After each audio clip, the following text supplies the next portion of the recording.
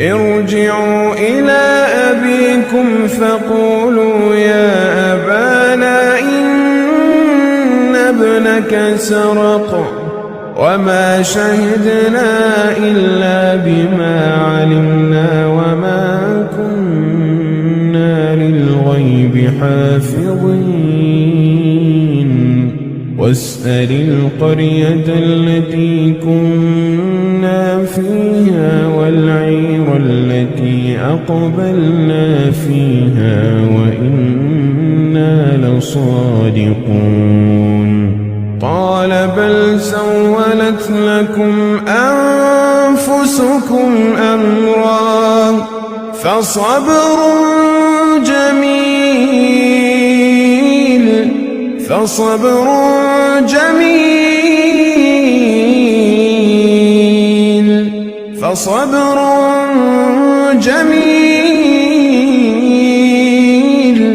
عسى الله أن يأتيني بهم جميعا إنه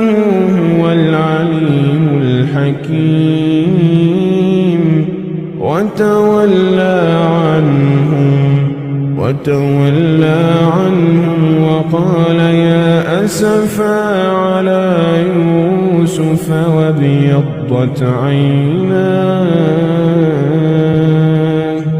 وابيضت عيناه من الحزن فهو كظيم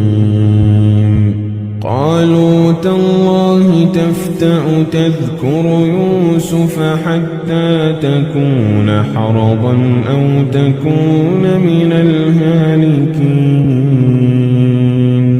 قال إنما أشكو بثي وحزني إلى الله قال إنما أشكو بثي وحزني إلى الله وأعلم من الله ما لا تعلمون يا بني اذهبوا فتحسسوا من يوسف وأخيه ولا تيأسوا من